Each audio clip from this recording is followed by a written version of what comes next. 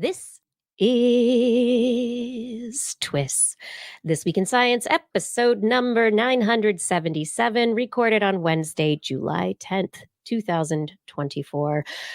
How to reprogram your brain. Hey everyone, I'm Dr. Kiki, and tonight on the show, we will reprogram your brains with bat hearts, baby brains, and bird flu boobs. But first, thanks to our amazing Patreon sponsors for their generous support of TWIS. You can become a part of the Patreon community at patreon.com/thisweekinscience. Disclaimer. It is possible to discover black holes by tracking the motion of stars. It is possible to prevent an illness with correcting genes that cause it. It is possible to harness the energy of the sun, the wind, and the tides. It is possible to know the past from the past few 100,000 years of current modern human history back through billions of years of evolution. We know so much, have researched, engineered, and invented a world that has gone far beyond the imagination of the humans that came before us. And yet we still have much work to do. More mysteries to uncover, more solutions to design, and more This Week in Science coming up next.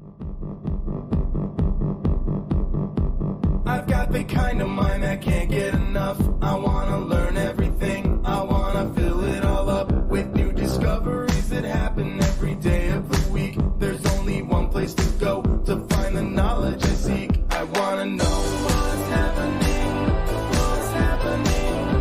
What's happening this week in science? What's happening? What's happening? What's happening this week in science? Good science to you, Kiki and Blair. And a good science to you too, Justin, Blair, and everyone out there. Welcome to another episode of This Week in Science. We are back again to talk about all the science news that we saw fit to bring to this particular episode of the show. And as you know, there's all sorts of science out there we don't bring, but we do bring the stuff that we think is the most fun to talk about with you. I have stories this week about breastfeeding and bones, better menstrual pads, bacterial battles, and brains. What'd you bring, Justin? Oh my goodness. I have got black hole time capsules, sciencey cures, ancient theater, and Stone Age plague. And Blair, what is in the animal corner? I have bat hearts and pregnant fish. Oh, you have pregnant fish? Do you like the aquarium? Or are you in the ocean now? Little of both, you know, hopping in my deep sea explorer vessel. What could go wrong? What go, dear Lord. Was that a year ago now? How long? Yes. Is it too soon? Is it okay? No, it wasn't actually that week. It wasn't too soon. Yeah, no, I agree. A bunch of really rich people went into an unsanctioned, untested deep sea thing, and it ended badly. It ended very, and they're already like, let's do it again. Hey, everybody, we should do this again. All right, go ahead. If that's how you want to spend your monies, you go do that. Like, there needs to be a picture of that vessel next to the word hubris in the dictionary now, right? Like that's it. I agree with that. I think Justin's thinking positively about that idea. He's like, let me consider this. I like that. I'm going to reach out to Merriam-Webster tomorrow. Oh, yeah. Oh, so gracious. I was in London when that happened. And I think it was a British guy who was the head. And even the British press was like, yeah. Doesn't matter. Like, the expected happened, you know, yes. Like they were very kind of brutal about it. Like, that was, I mean, that we just had a global case of Schadenfreude, right? Like that's basically what happened. Is just the entire global consciousness went, I can't look away. Should I be surprised this is happening? I'm not surprised this is happening. Am I? No, I'm not surprised, and nobody else is either. And I'm not. And it was just a list of quick interview snippets. I remember from people who had complained who had been on it or had looked at it and had all said that it makes weird sounds. It seems rickety. It hasn't been inspected. There's something wrong with it. Don't do it. Yeah, that's what everybody was. Anyway. Anyway, now we have astronauts stuck on the space station because Boeing didn't. Are they still there? I think so. Yep, not back yet. Yeah, can't come home because of a helium issue, actually. So it's they have used helium as a coolant, I think, and they don't have enough helium. They can't make more. So whereas hydrogen, they would have been able to make more, but they didn't put that in there because it was, I think, an easier solution to use helium, even though they can't solve it in space now that it's broken. So that is part of the problem. Yeah. So hopefully somebody will get up there and take the astronauts back at some point in time. We'll see what happens. So what have we learned? I mean, what have we learned? Never to defend Boeing, because like the whole thing when the rocket kept being like, oh, the rocket hasn't gone up yet. There's another problem. I'm like, that's the rocket. Quit. Everybody's saying Boeing. I'm like, no, that's just a little capsule at the top. That's not the rocket. That's being made by somebody else. So you can't blame Boeing. And then as soon as Boeing got up there, they're like, oh, we have a problem. Yeah. Do these scientists know something? So is this the other thing, right? Because like the whistleblowers for Boeing keep disappearing. So dying. I mean, oops. Yeah. Yes. And my so 13-year-old knows about it. Being stuck in space because they don't want them coming back to Earth because they know something. Well, look, here's the thing: is Boeing got bought a while back by a defense contractor. I think I'm safe saying that in a foreign country. Maybe I'm less safe. Defense contractor who started running things apparently the way that they run things when they're building stuff for the U.S. military, which is as long as we deliver a product, it's fine. It doesn't matter how we make it. No, wrong. That seems to have been what's been taking place with the planes and now with the other side business that they're doing for NASA. So maybe defense contractors aren't the best ones to build things. No, I think it's profit oriented. Profit, not product. Not product. I mean, what happened? They started going for all of those investments and quarterly profits and profit sharing and great profits. But look, we have a bunch of airplanes that have doors popping off mid-flight and other things. Yeah. Anyway, that's great fun. It wasn't even profits; it was just stock price, which is different. That's what it. Yes, stock. You can still take a loss. Yeah. right. Yeah. Yes, I guess that all worked out of my utilities and get your capitalism out of my space exploration, please. Get your capitalism out. Haven't you seen Star Trek? Even Star Wars, like it's not very capitalist. It's very ULA is not. It is not as much, but Boeing is definitely, and that's where the CEO is getting into trouble, and that's where a lot of corner cutting is taking place. But this is just me talking. I don't know, everybody. Let's talk about more science and less corporate. Yeah, what is this show? Fun, let's just complain about Boeing. That's what this show is about now. Oh man. I feel like we need to do this like once a month. Is no science stories. Let's just chat. Vent about the news. I think that would be fun too. Let's do that. Oh yeah. Hey, how's everything going in the US, by the way? It's hot. It's getting hot. Don't worry about it. Yeah, it's awesome. Yeah. Mm-hmm. Everything's really awesome. Okay, There's going to be some presidential golf games or something. I don't know. On point. Yeah. We'll get back on point. And somebody said, asked me, was like recently, hey, what do you miss most about America compared to Denmark? And I was like, oh, well, what do I miss about America? Well, I miss women's right to choose. And I miss the whole, equal treatment under the law for everyone. I miss those two things. That hurts. And you miss it the most because they're gone.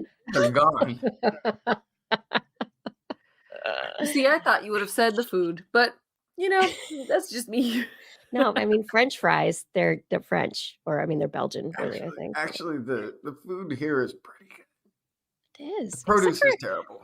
But the food is still good. It's a lot of cheese, isn't it? Casa. The cheese. I don't eat the cheese here. I have to get other cheese. That you can go really wrong with cheese in Denmark. Like really wrong. I know. Well, unpasteurized, and we'll get to that and the bird flu boobies later. But we're going to get to the science now because I know Blair's tired and she's like, this talking is nice. I could do that. But we did come with stories tonight. Yeah, we did. And there was a quest because Blair didn't get much sleep last night with a child. So the animal corner. We're going to do a quick show. It's all done right now. We're gonna do the news, and then it's just gonna be all done. It's great. But anyway, I just gotta let you know as we jump into the show here that you can subscribe to us on Facebook, YouTube, Twitch for our weekly live broadcast on Wednesdays, 8 p.m. ish Pacific time, and then it's there on those video places. And you can also find us as a podcast, places that podcasts are found. Look for This Week in Science. TWIS is another name that we go by. This Week in Science, TWIS. Makes sense, right? Our website is twis.org, and show notes and other fun things are there as well. So you can find us, subscribe to us, and share us very easily. And I really hope that you'll do that. But now it's time to jump into the show. So let us, I think it's burger time. So, I don't know, summer burger. I don't know. It's very American. Sorry for that. But Blair, I guess it's time for me to play a song because I'm totally off beat right now. What are we doing? It's time for Blair's Animal Corner with Blair. She loves our creatures, great and small. Biped, millipede, no pet at all. If you want to hear about animals, she's your girl. Except for giant pandas and squirrels. There's Animal Corner. What you got, Blair? I have bat hearts, which I don't know if earlier I teased bat brains because I got confused. No, you said hearts. You said hearts. Okay, good, great. Well, I have bat hearts. So it's been the science news has been very batty lately, which I appreciate. I feel like there was a bat deficit in the zoological news in recent years, and maybe really it was fear oriented, or maybe now there's more bat research for a particular reason. I don't know. Anyway, could be. I didn't even really think about the COVID link, but yeah, that could absolutely be the case. Well, this research coming from Max Planck Institute of Animal Behavior and the University of Konstanz looked at bats in Germany, in Konstanz, Germany. They were looking at the common noctule bat, and they wanted to understand how much energy bats consume during the day and how this changes over the course of the year for several reasons, but the main one being that all bats are either protected or endangered or threatened, and so there's lots of conservation work that needs to be done around bats. So knowing their kind of energy requirements and their feeding habits is really important to being able to conserve their population. So what they did is they fitted these bats with small heart rate transmitters. They weighed less than a gram, about 0.8 grams. And heart rate, just like with humans, can be used to determine energy consumption. So basically, if you measure how quickly the heart is beating, that can be directly related to the amount of calories being used. The transmitters were fitted on the bats for a few days, and they set out an audio signal of the bat's heartbeat, and then that was recorded using a radio receiver. The funny thing about the procedure here is that the procedure, or the receiver, only works within a few hundred meters of the bats. So during the day, they could record their heartbeats without interruptions because they were resting in tree caves or bat boxes. So they'd find a bunch of bats and they just sit and hang out and record their heartbeat. But at night, they move around. And so they were hunting insects, and they would cover several kilometers in a short amount of time. And so they actually hopped in a small airplane and followed individual bats. Wow. For over an hour. Yeah. That's pretty wild. That's some truly wild animal research. I love it. So what they found, the heart rate of bats, these particular types of bats, reach around 900 beats per minute during flight. That's pretty fast. So remember, our resting heart rate is depending on your cardiovascular health and your size and all sorts of things. It's generally about 60 to 80 beats per minute. If you're resting, if you're working out, it should be over 100, could be up to 120. If you're really pushing yourself, it might get up to 150, but 900 that's a fast heart rate. In fact, they said that when they were analyzing the signal, it sounded like a single high-pitched tone instead of individual beats because it was so fast. And so they were looking at this, and then they found that during the spring, when they would go through torpor during the day, so it was basically daytime hibernation. The reason it's called torpor is that their heartbeat would reduce to about 6 beats per minute. So think for a second about that spread. Oh, wow. A high of 900 beats per minute and a low of 6 beats per minute. Truly wild. And so the other crazy thing is that there was this huge disparity in the seasons. So in the summer, they would consume 42% more energy in the spring. And that was because it turns out, they found this out in the course of this research project, that in the summer, they actually don't go through torpor and they will stay awake during the day. They take that time to invest energy in sperm production so that they're ready for mating in the autumn. So they are just awake making sperm. So they're not, but they're not. So they're not torpor. But yeah. So they're like, they're during the daytime, they're still going to just be slow. It's not torpor, right? Right. It's just normal, like a resting heart rate as opposed to a flying heart rate. But they don't dip down like they do during the day in the spring. So during the summer, they're either awake or they're just like less asleep than during the spring. And so they spend this time, their metabolism is busy making sperm. They also, in order to compensate for that, have to hunt twice as long in the summer. So they're awake longer for that reason as well.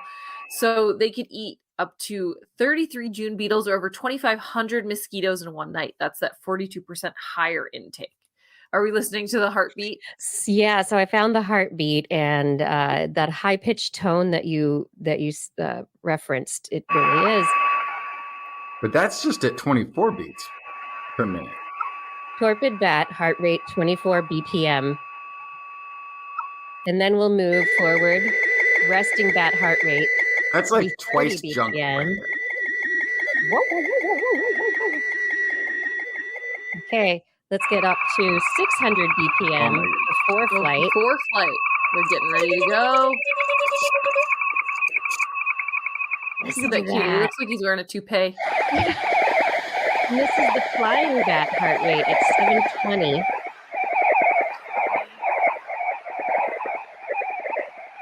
It's so interesting the way that it shifted from. Yeah. There seemed to be a certain amount of wave-like action within. Mm-hmm. Yeah. Mm-hmm. Wave-like action within the higher frequency recordings. That was it. There was a different sound to it there, which is interesting. Right. Yeah. So, I mean, all this to say, we know way more about bat heart rates than we knew before. There's this seasonality of their heart rate and their energy consumption that was not identified previously. And so, of course, that can impact the conservation efforts for these individual bats because we know more about what they need when they need it. And when you have temperature fluctuations or changes in food availability, i.e. climate change, how will that impact these needs, right? So these are all things to consider. But also if you're identifying areas to put bat boxes or like when is the best time to do that? Where is the best place to do that? So there's a lot of things that can go into taking better care of bat populations as a result of research like this. But mostly I was just very surprised and interested in this wide change in heart rate over the course of the day. Now I'm like curious, like that's got to be the biggest range, right? There can't be, I can't imagine there being another creature that has as big of a range between heartbeats. So now like we've been studying bats for all sorts of things that could have, their ability to withstand viruses in their immune system. And we look at all these things. Now I think we got to start investigating heart health in bats in terms of like if you can get to 900 beats and not have a heart attack, right? Well, what is it? Or They down to encountered- 6 or whatever and Yeah. still survive. Yeah. Like, Yeah. you know. I mean, there is definitely a shorter lifespan involved in the bats that we're looking at than elephants or humans.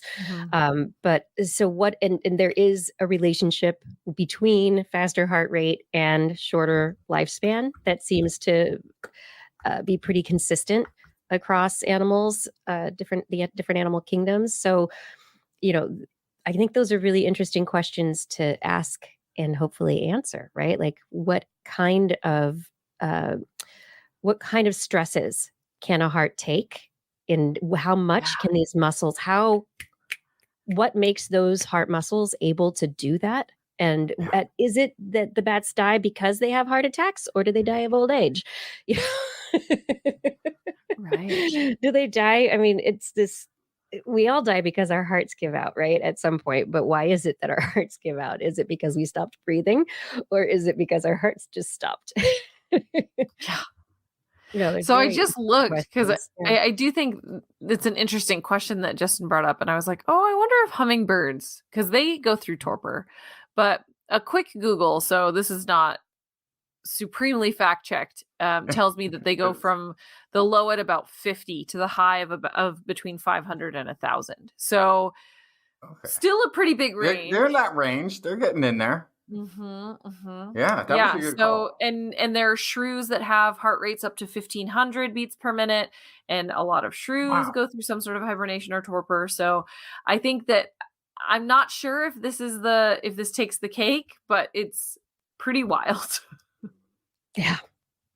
I think there are a lot of questions to be looked at here as to, what makes this work the way that it does. There was a study out in the last few weeks talking about how scientists are putting frogs into basically hot boxes. They're giving them little places to hang out during, frog saunas, right? That heat them up, and the hotter they get during the day, because of just the ambient temperatures and the heat building up, it might kill the chytrid fungus and possibly other funguses. And bats themselves, with bat boxes, based on where you put them, they can go well into the triple digits depending on where you place them. And that's actually not bad for certain bats, depending on, some of them, that's good. The high temperatures actually help the bats fight off, and they have high body temperatures already. So how does this high temperature in spring and summer, how does the more wakefulness, the higher heart rates, that diversity of heart rates, like how does all that variation play into their survival? It's so interesting. Yes, more research to do for sure. Oh, we got to look at bat hearts more often. Let's do it. Yep. Absolutely. Yep. So moving on. Bing pot. Yes. Moving on to fish brains, specifically pregnant fish brains. Pregnancy-related brain impairment. What? That's something that I know something about. No. No. They call it baby brain or momnesia in humans. There's lots of studies on this, and it's real. There is a detrimental impact of pregnancy on mammalian brains. There's disruption of neurological processes like neurogenesis, or the creation of new neurons. And ultimately, that affects learning and memory. It's not just that you're tired. It's not just that your hormones are all over the place. Being pregnant actually prevented you from building new neurons. Your brain is mush. Oh, that is real. No. Blair, so I mean, honestly, I don't remember this happening to me. So that's because there were no new neurons to save that information, Kiki. I think I'd know. I'd remember. I would have noticed. Forgot things more or anything like that. I definitely experienced that. I felt like an airhead. Wow. Okay. Well, anyway, it's something that has been studied. And now it's been studied in fish. And you say to me, don't fish lay eggs. Some do. Some are viviparous. Some carry babies and have live birth. Like And sharks? so this is yes, like some sharks. And so this is a study looking at viviparous fish and the impacts of pregnancy on fish brains. They were looking specifically at the aquarium fish family Posilidae, which includes guppies, mollies, and platies. And so they wanted to see if it has to do with having a placenta or not. Like, if you don't have a placenta, do you still get mom brain? And so they were looking at Posiliopsis gracilis. They're superfetaceous, which means, this is a word I actually did not recall. They're flirtatious fish? Superfetaceous, which means... Wait, spell that again? Super. Fetations.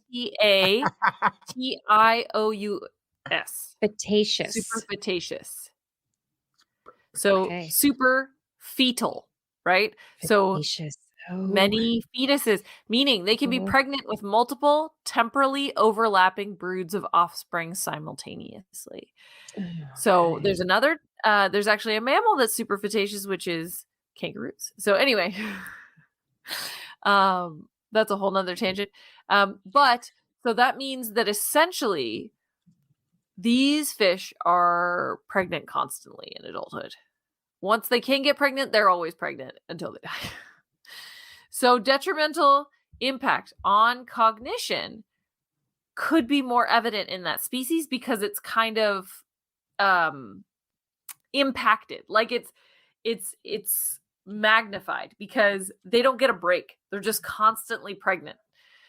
So you could potentially really see some magnified effects in these guys. So they took pregnant and virgin fish. They were trained to associate a green disc with the location of food. And then they had to perform a spatial learning task where they were presented with two seemingly identical discs in different locations. So then they had to figure out where to go to get the food. They were then tested by swapping the locations of the rewarded and non-rewarded discs. Where is the green disc? To see how the fish adjusted to the new location of the food reward. And so to assess their neurology, they removed the brains of pregnant and virgin females and used cell staining to identify areas of new cell proliferation, which is their indicator of which areas of the brain were producing new cells. So they tested the fish, they recorded their behavioral responses, and then they tested the brains with staining to see where there were new cells in the brain. They found that I would have done that. That's exactly it. Absolutely. And no, the brains did not go back in the fish afterwards. I'm very sorry. They found that while both pregnant and virgin fish were equally successful in both cognitive tasks, the pregnant fish were more hesitant when choosing where to go. So they took longer. They were equally successful, but there was like a pause. There was no difference in cell proliferation in the regions of the brain most responsible for learning and memory, which is where we lose our proliferation when we're pregnant. However, they saw that pregnant females had decreased cell proliferation in regions which contribute to maternal olfactory reception. So they were losing their sense of smell, basically. So that suggests that pregnancy compromises the fish's ability to interpret scent in the water, which contributes to their choice aversion in cognitive tests. So either they hesitated because it took them longer to identify the smell, or there was a reduced ability to kind of like make a choice because they did not want to take a risk of foraging for food when reward is not guaranteed. So basically, like either it just took them longer to smell it, or the smell was less evident, and so they had to kind of debate whether to go on a hunch or not, if that makes sense. So couldn't I mean, like, what that sounds to me is like they got not like pregnancy brain, but like cautious brain. Like now there's a higher risk involved in any decision I make. Let me really think about this for a minute. is that really what I want to do? Is that worth the risk? Because I got this other higher priority versus just, reward right now. Mm-hmm. So like it that could would just be make cautious sense. brain. And you But could why? think that if you only did the behavioral tests. The key is that they took these brains and it was specifically the olfactory center that was impacted. So that's why the researchers are making this leap to say that the lack of the ability to smell is more related to the choices that they're making. So yeah, but that could be, I mean, how else does nature do these things? How else does nature play out a strategy of more cautiousness? Maybe it's like, I really got to like, the smell isn't as obvious. I really have to think about it now. I'm not suggesting, for instance, that the evolutionary response to being pregnant is better analysis of risk reward and a statistical chart that the fish will have in its head. But maybe this is nature's way of like, don't just go after the first smell. I need you to, it really has to be, make it through the senses very specifically. I'm going to get rid of all the sort of narrowing the bandwidth through which the good smell can come so that you're more certain. This is more the way that I think the nature would have that positive impact as opposed to a rationale amongst the fish. So the question comes down to, though, from my neuroscientist, physiologist, behavioral brain, is why did that behavior get started in the first place? So we can say psychologically, behaviorally, yes, it makes sense to be hesitant and cautious, and that's good for survival. But then you go even further back into mechanisms and you start looking at what are the things that reduce proliferation of brain cells. Why would proliferation of brain cells be reduced? It's reduced in pregnant versus virgin fish.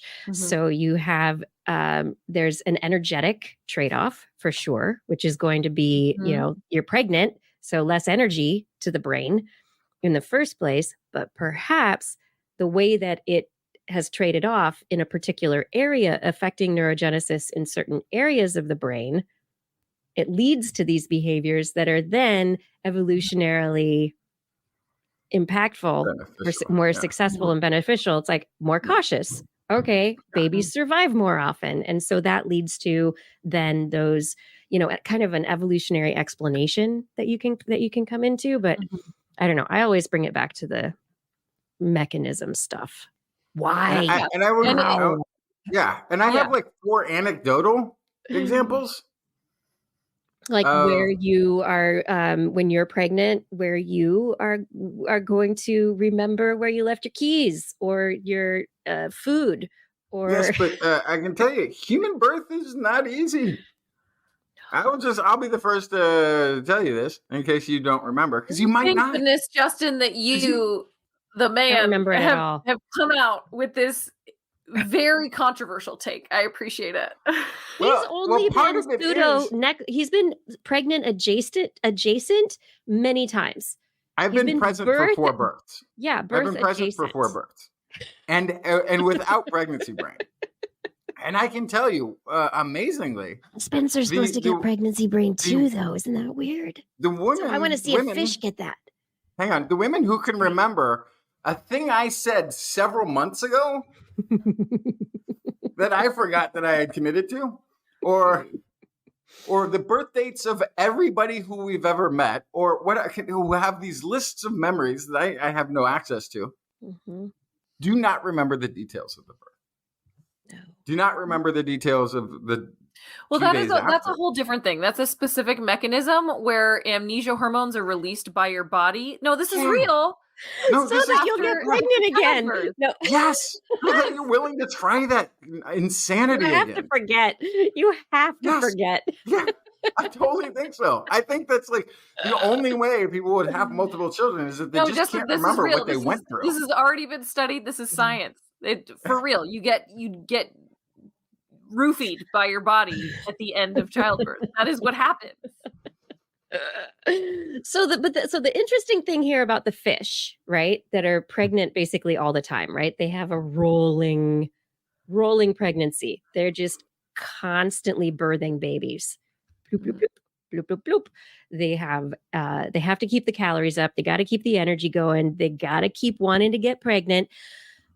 But this, to me, momnesia, pregnancy brain, is this a cross fish? Is it all like which fish more so? Right. Because is this convergent evolution, or is this actually something where our vertebrate ancestors, the aquatic vertebrate ancestors, the females had momnesia and mom brain, and it has led to more like this what aspects of it have been carried on evolutionarily? Right. And that's a great question because to my knowledge, viviparous fish, that is a convergent trait, right? So like the ancestral fish was an egg layer. So the fact that they have live birth and that we have live birth is convergent in and of itself. So it's not it would make sense if this is specifically about live birth that it would have to also be a convergent result of having this neuron issue. So and that would make sense then why the location of the detriment is different for different lineages. So really what you need to do is like you need to look at some ovoviviparous I love that you can say that so reptiles. easily. It's very difficult. Well, ovovivipary is different too because so you have ovipary, which is you lay eggs. You have vivipary, which is you have live birth. And then you have ovovivipary, which means your body makes an egg, and then it reabsorbs the shell towards the end of the birth canal, and then they have live birth. So like you have a yolk and things. So you're not contributing the same amount of your body's energy to the maturation of these fetus as you are with a true vivipary. So like, is it happening with that at all? Because it's probably not, because it's much more contained. But I think that would be where you'd have to find the kind of the line, right? And then there are reptiles that like kind of sort of do ovovivipary, but like it dissolves way sooner, but like, so there's like all these different, nothing's cut and dried in the animal kingdom as we talk about really over. And so there's all these different categories of how this works and different ways that mothers surrendered their body to being a mother. And how do those things impact their bodies and their brains? And I think this is just the beginning of kind of this exploration of being able to see what happens internally when you're building a whole new or many new lives. It's pretty wild. It's very wild. And I'm going to run off of your talking about vivipary, ovovivipary. I stumble. I can pronounce words and I stumble on it. Geez, that was a total flex, Blair. But I'm going to run out of the animal corner, not screaming, but celebrating parenthood, motherhood, and the things that allow mothers to be mothers and not be too detrimentally impacted. Blair, you're going to love this one. A study this last week published in Nature called Maternal Brain Hormone that Builds Bone. So the question is, moms, we make babies, we birth them, and then we go on to breastfeed them. At least mammals go on to breastfeed. And so lactation involves a lot of breakdown of calcium and mobilization of calcium and other nutrients from the diet. And if they are not all present in the diet, also from muscle and bone.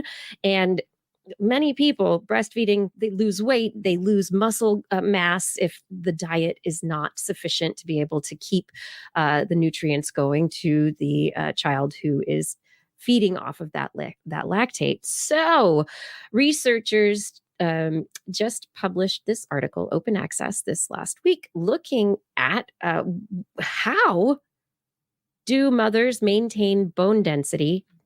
The bottom line is there is a certain amount of bone density that's lost as a result of being pregnant. Yeah, I was going to say they don't.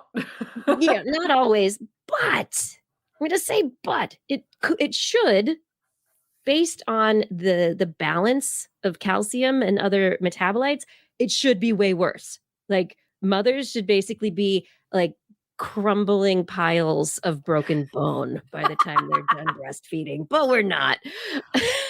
Oh my goodness. No, that was a little of a visual image there for everyone. So the researchers were trying to figure out what happens there and how the body moves to counteract bone resorption. Now, estrogen is usually involved in that process, and it drops really a lot during the postpartum period. This is part of why what triggers a lot of postpartum depression and diet, and there's a whole bunch of stuff that goes into that. But anyway, they showed from their study that they have female-specific dense bone phenotypes that originate from a humoral factor that actually promotes, and this is from their abstract, bone mass and acts on skeletal stem cells to increase their frequency and osteochondrogenic potential. So that means bone cell growth, the birth, like neurogenesis. This is osteogenesis, osteochondrogenic. So bone and bone, blood, and what's that other one? Your nose and your ears. Yeah. Cartilage. Yes, exactly. There we go. Building that up. So this factor is identified in their studies. They called it CCN3. It's from a specific neurons, the ARC-KIS1 neurons. Yes, KIS1. And these neurons become active coincident with lactation. And so this expression, the ARC neurons go ta-da! And when lactation starts and the estrogen drops, they're like, woo, here we go. And they tell the body through this CCN3 that, nope, you don't need to lose any more bone. In fact, you should really be building more bone. And when they reduced CCN3 in the neurons, the mothers lost more bone and failed to sustain their progeny when they had a low calcium diet. So basically, the CCN3 is essential for making sure that mothers can maintain the calcium and maintain the bone density that they need. So immediately we then have to move to, how do you simulate pregnancy in old people? Right. Or this mechanism.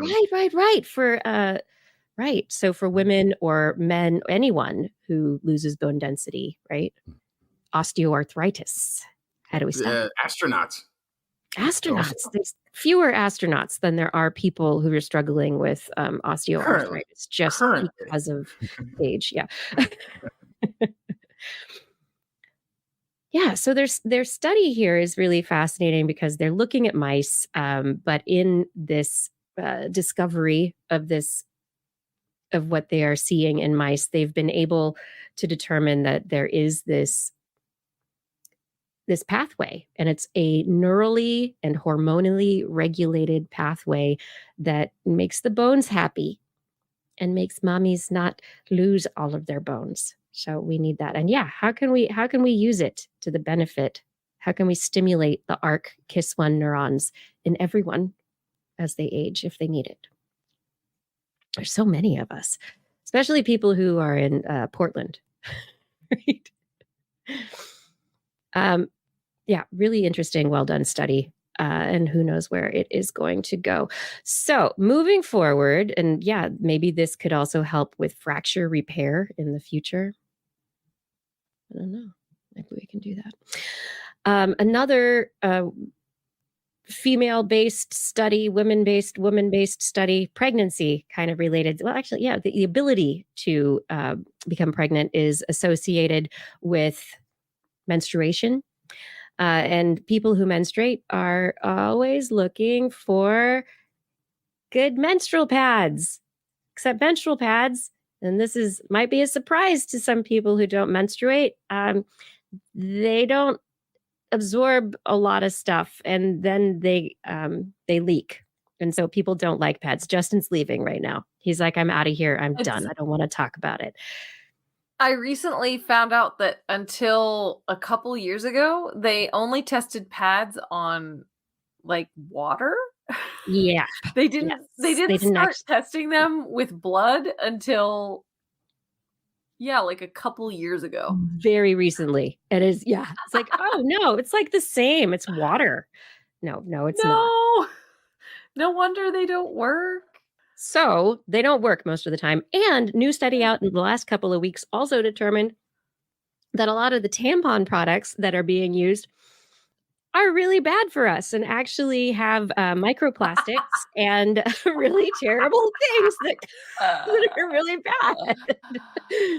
Lots of microplastics. Course. You're like absorbing microplastics through your vagina. Okay. Your cervix, I guess. Yes. So Blair is now dead. She's like, I'm done. Oh, yeah. And new study this week, stroke risk is increased with microplastics. So, hey, this is all awesome. What are we going to do about it? Well, researchers have just been trying to figure out what they can do to make a better pad, and published in 50 Matter. It is an open access journal. They have reported a naturally derived biomaterial formulation for improved menstrual care. And in what they have created, it's very interesting. They have developed a biopolymer-based formulation that comes from alginate. So algae-based formula. This formulation gets menstrual blood to gel. It's not coagulation per se, but it gels blood in an alternative to coagulation. So it's more like menstrual blood that they tested, which I guess is cool, as opposed to water. And in the testing of this new alginate product that they've created, they determined that they had a particular molecular weight alginate with glycerol that could absorb and gel blood. And it's a powder that can be deployed as a traditional pad filler or as an additive to menstrual cups so that it reduces leaking and spilling.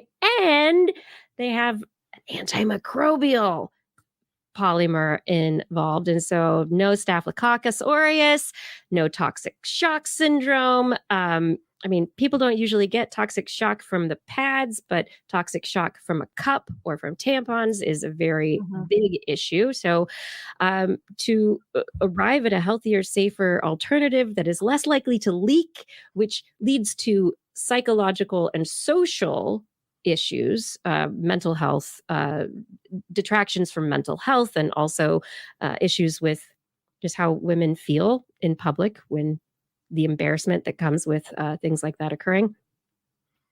It could very well be a product for the future that will hopefully lead to a healthier, better product for all people who menstruate. And hopefully female products or products for people who menstruate can be free. Because that's the other thing. Is this going to be an extra $2, $5 per package than the stuff that has microplastics in it? Yeah. Hopefully it's or the same are you cost. just going to give it away because the pink tax is annoying? I don't know. I think we should do like the Red Hot Chili Peppers say, give it away, give it away, give it away now. Give it away, give it away, give it away now. That's right. No more pink tax. No. But anyway, I think it's really interesting that they are using algae to arrive at this solution. So it is a more sustainable, natural solution. Hopefully that the antimicrobial polymer that they included in this is not something, maybe it's more physical in nature as opposed to molecular in a way that it could lead, something that won't lead to antimicrobial resistance. But the fact that they are considering that in the development of this product is really cool.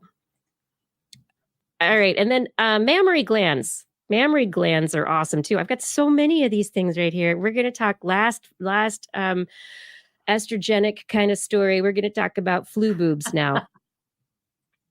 I've been saying flu boobs because I think it's kind of funny, but really, this is an issue. We've talked about bird flu infecting milk. And how does bird flu get into milk? How does that happen? Well, everybody's like, how does a virus get into the mammary glands? That shouldn't happen. The body should be filtering all this. The virus is out. So if you are sick, you should, as a mother lactating, you as a mammal lactating for their young, you should not be passing that virus along to your offspring based on what we understand of the way that the glands work for lactation and creating that milk. Anyway, just published in Nature this week, researchers took bird flu from an infected person in 2004 and it made it to the mouse and ferret mammary glands. And I guess the good thing from this study is they showed that that particular virus they were looking, H5N1 virus they were looking at, did not circulate very well in the air. So it was probably more droplet spread, which explains potentially why with flu issues, the flu spread reduces when people wash their hands and wear masks. And additionally, it's not just cows who can spread the flu. We can too, or so can you. I don't know. I'm trying to come up with a new catchphrase, but anyway. Yeah, so the virus has been detected in cow milk, and cow mammary cells have a protein on them. They call it's a duck-like protein. So it's very similar, duck-like, not that it looks like a duck, but that it is similar to proteins that are found in birds, in ducks, which are animals that are infected by the H5N1 virus initially, and then spread it to areas where the cows can become infected. And they thought that the virus would be carried from one cow udder to another through milking equipment, but there's a combination of things. And in this study, they also looked at mice and ferrets, like I said, H5N1 taken from a cow, also from people, and the virus spread to the lungs, also through the body to other organs, including the brain, intestines, kidney, and heart. So, hey, COVID isn't the only virus that likes to infect everything. It also spread to the mammary glands of the mice and ferrets. And so they're ruling out the milking equipment then. It's a combination of all these things, but it suggests that the infection it's not spreading through the air. It's probably more so spreading on the milk, through the milk itself. And if they're not cleaning the milking equipment appropriately, it definitely could be spread that way, but most likely not. It's probably more likely to just be spread by the milk through the young of the cows, and then also just respiratory droplets and cows licking each other. Yeah, because there's two things there. One is the dairy industry basically invented the entire sanitation, clean in place things the pharmaceutical industry uses. So they tended to be way ahead of the game when it comes to preventing any of their equipment from harboring or transmitting diseases. Mostly to protect humans, but it also would, from cow to cow, you would also assume that happened. And then, cows, as we've learned in the past, are social nuzzlers. They come up and they put their noses together and they chat about their days and they hang out in groups, and they're actually highly social creatures. Cute. They really are. They're highly social. So that makes more sense in terms of cow to cow transfer. If they're breathing the same air and nuzzling the same cow snot. Yeah, so the risk still is very low to humans of this H5N1 virus. And will remain so until it's not. Exactly, yeah. The risk to humans who are working in the dairy industry may be a little bit higher. So make sure your hands are washed, make sure you're cleaning that milking equipment. Maybe wear a mask when you go to work and don't let the cows lick your face. Don't go snuggle cows if you don't have to. Don't drink raw cow milk or any other kind of raw milk if you have a choice at this point in time. And maybe if you're a mother who's breastfeeding and you have been sick with the flu or other thing, you might consider really sanitizing those breastfeeding pumps that you are using, because this research does suggest that these proteins are common to across mammalian species, and that this indicates a little bit closer thing. All right, so we are going to keep moving forward. I'm going to take a quick break right now. We've been talking all about the estrogenic stuff.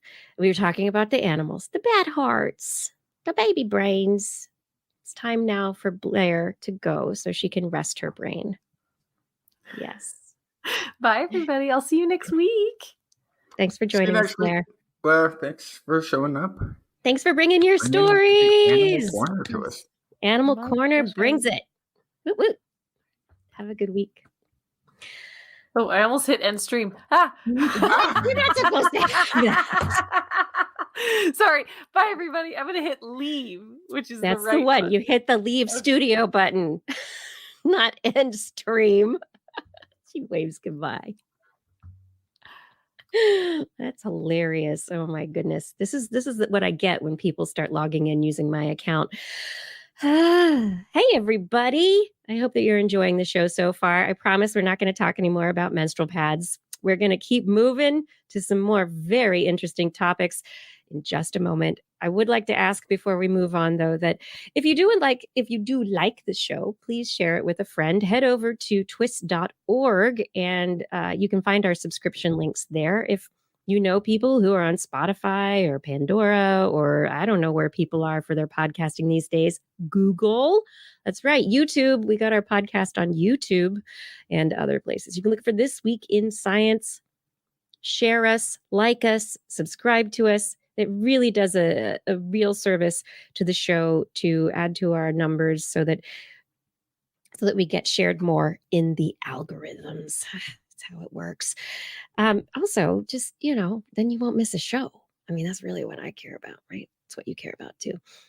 TWIS.org, you can also find our Patreon link. That's where you can support the show in an ongoing fashion. If you go to TWIS.org, click on the Patreon link, you can choose to support us at $10 or more per month, or any amount, but $10 or more per month, and we will thank you by name at the end of the show. And there are other things that get mailed to you along the way as well.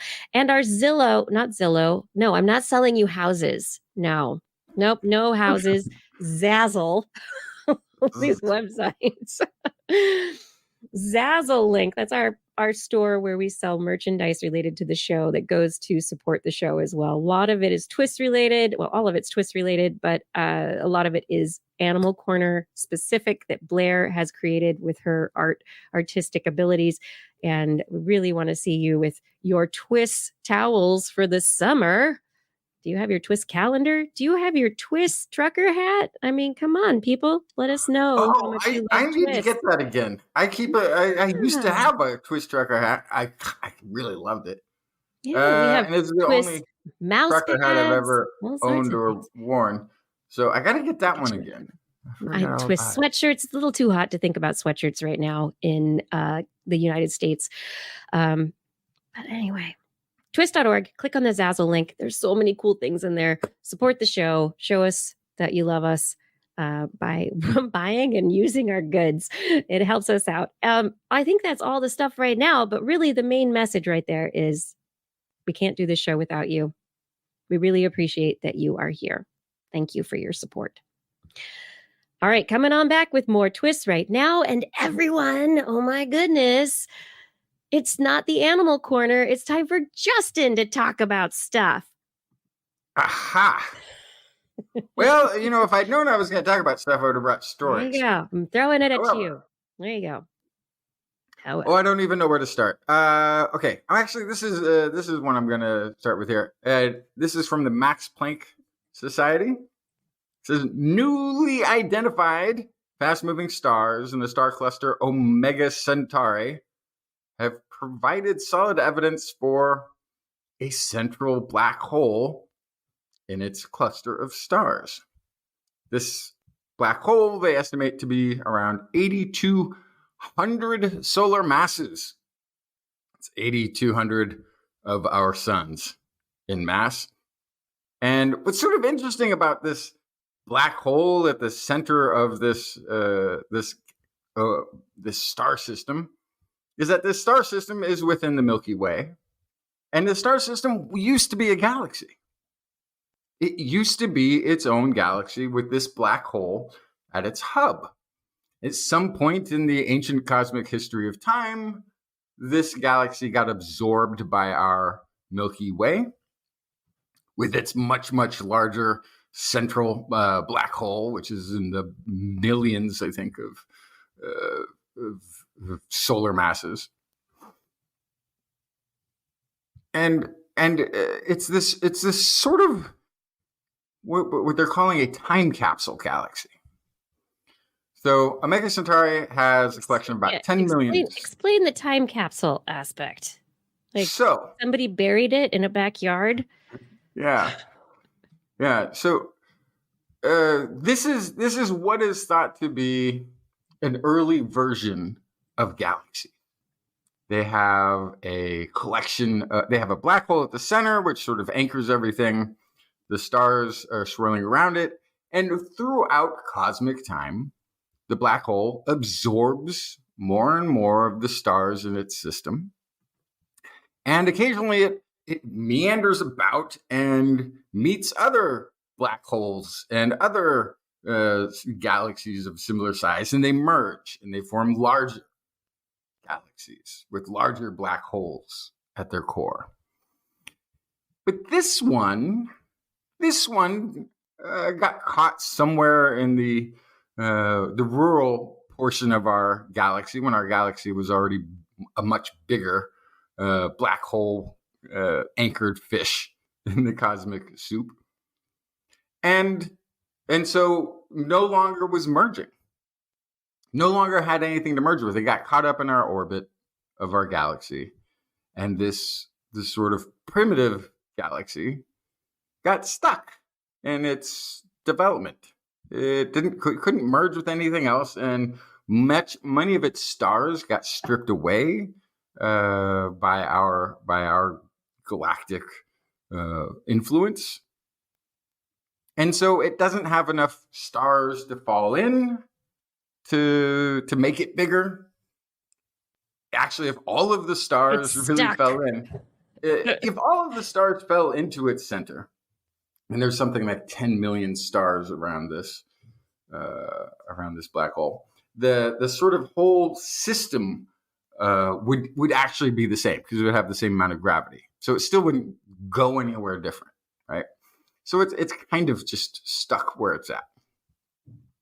And so this is also an interesting kind of a find because this is a much hypothesized look or expectation of what early galactic development would look like with a considered a very small galaxy with a small black hole, 8,200 solar masses, still on the small side. These can get into the millions and even tens of millions or even billions of sun masses at the cores of galaxies.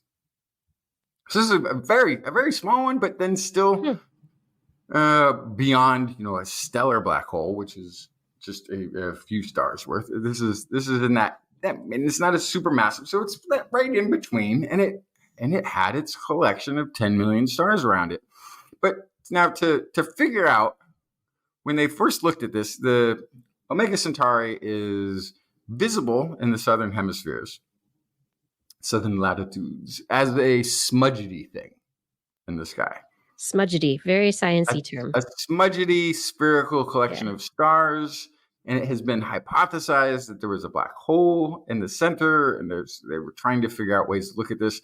And it came down to Max Planck Institute for Astronomy, Maximilian Haberl, who I'm mispronouncing, got tasked. Hiberly. What do you do? A with the umlaut. Hiberly. I think it's an O.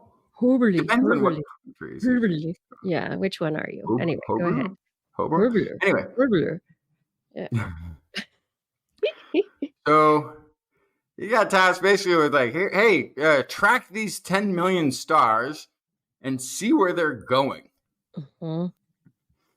And so Maximilian he led the work, but didn't really like track all 10 million, but did manage to measure the velocities of 1.4 million stars by studying some 500 Hubble images of the cluster. Now, the Hubble images of this cluster were never intended for scientific research. This was a calibration tool. So let's check how well calibrated Hubble is at a given distance. And so they would point to Mega Centauri, sort of calibrate the telescope, and then turn it off to somewhere else to look. But because they've done this 500 times, they actually have a data set. Really great data on the star motion Amazing. of Omega Centauri. So, so they looked for high-speed stars that could indicate that there was a large gravitational mass around which they were orbiting. And sure enough, they found not just one or two, but several that matched this. That's awesome. This expected velocities. So, seven high-speed stars in all were pinpointed. It also narrowed down the location of just where the central region is. This galactic time capsule sits at about 18,000 light years from us, and is now the closest example of a mid-range massive black hole that we are aware of. The supermassive black hole in the center of the Milky Way is 27,000 light years away versus 18,000 light years away. It's just to give you perspective. If you're trying to figure out how far things were, it's always need perspective. If you got to as far away as that is, you have to go another 9,000 light years to get to the. Just to for those who are good at mental mapping, light years in terms of distance. It's a long way. Yeah. So anyway, it's an interesting find because it's hypothesized, and then we happen to have captured and created a sort of a time capsule where we've captured another small primitive galaxy in our Milky Way, and in such a way that it has prevented it from progressing. I think also the big thing is being able to find this intermediate sized black hole, which is it's one of those weird things, right? Where we don't have a lot of those. We have big ones, we're finding small ones, but like there's this intermediate category. It's like, oh, we think there are lots of them, but okay. And now we found one, but it wasn't found because of, our gravitational wave detectors where they're detecting the merging of these things, right? It's right, because nothing is merging. Nothing's merging. Yeah. It's cool. Time capsules, I like it.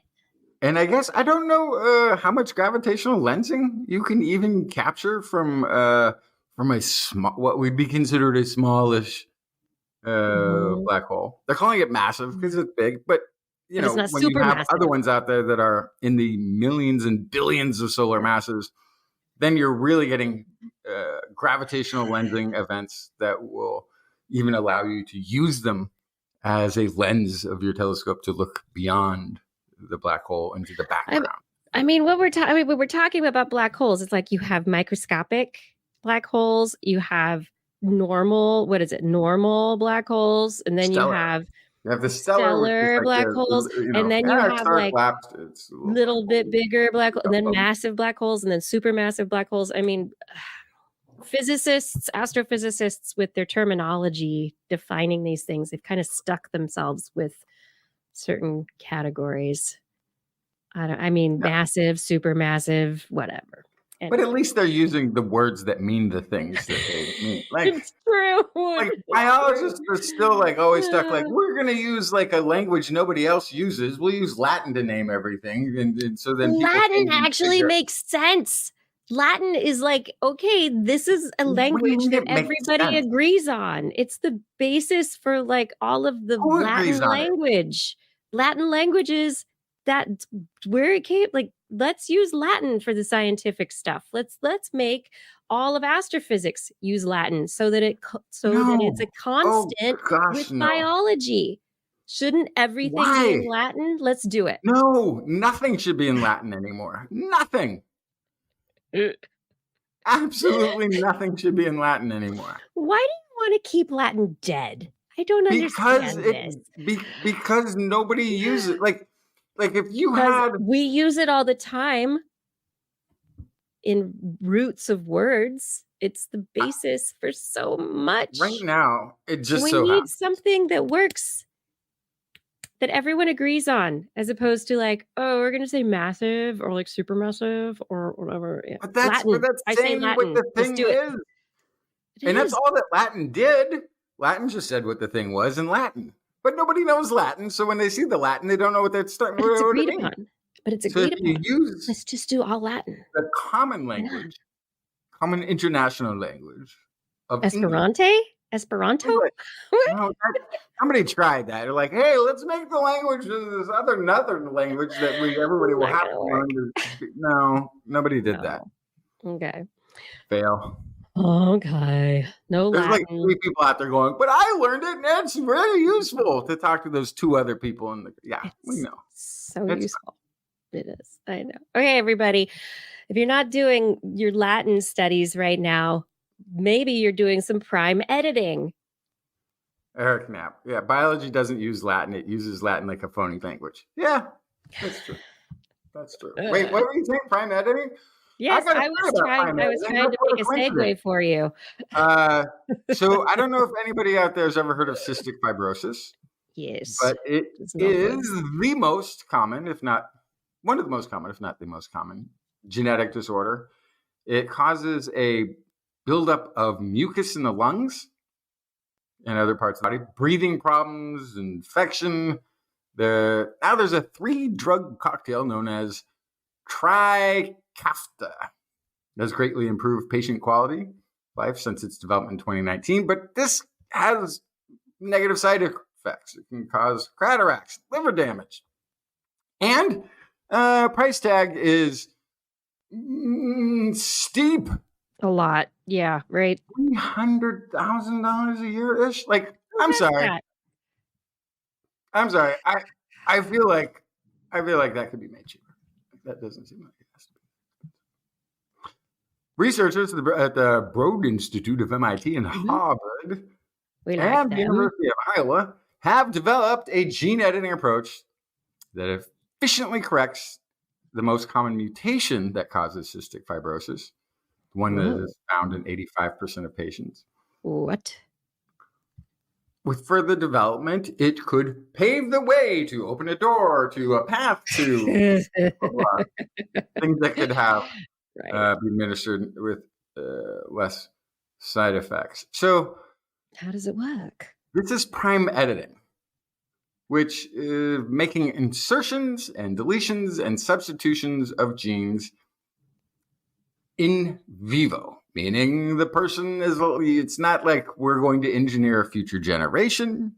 It's gene therapy. We're going to introduce this. Fix it now. To a living creature. Mm-hmm. Find that specific part of DNA where the problem is occurring, cut it out, and replace it with the healthy, functional version. They've been trying out this in all sorts of different pathways for using this. or different applications of this have been being worked on. But so they did a study on mice, and the combination of the refinements that they've been doing to prime editing corrected about 60% of the deletions in human lung cells and about 25% in cells taken directly from patient lungs and grown in a dish, which is an increase to the previous method that corrected less than 1% of the mutations. So that's a 600 time or 60 time improvement. But percentage-wise, it becomes like, yeah. Anyway, the new approach also generated 3.5 times fewer unwanted insertion and deletions per edit than previous methods that use just Cas9. That's good. Like that's one of the issues is errors, right? We want to have methods that have fewer errors. Yeah. So higher effectiveness, lower negative results, and we are one step closer. And when we talk about prime editing too, like the thing is, like, this isn't like developing a drug that will cure one disease. This method could be used. Is a platform, a method and technique that once it is perfected, then we're talking about any genetic-based disease. Any disease. We say any, but I mean, you have to, in all of these, be very careful about off-target effects. Like you were just saying, you have to have a reduced number of off-target effects. You also want to make sure that these are genes that are like single nucleotide polymorphisms, or they are not the result of like multiple genes acting together, right? So you need to know how the system works to make sure you're not breaking anything worse in the first place. But if the system works and it's better than the standard CRISPR, then this is going to be super powerful, right? Yeah. And there's a few techniques that are in development currently, but that thing that we've been, when we look at all the wonders of the pharmaceutical industry and being able to combat disease, this goes back a level for the or most diseases have some form of genetic origin to them as well. I mean, it's not just right. It doesn't occur in a vacuum. Yeah, there's a susceptibility to a certain disease, or a way that, sometimes there are the diseases that affect people in different ways, and that can have a genetic, the severity of a disease that you have can be different, and that can be genetic based. So this is really getting to that point where we can push back against nature and the genomic makings of a human being that makes them vulnerable to the disease. So you're excited about this step towards being on a path towards a solution towards.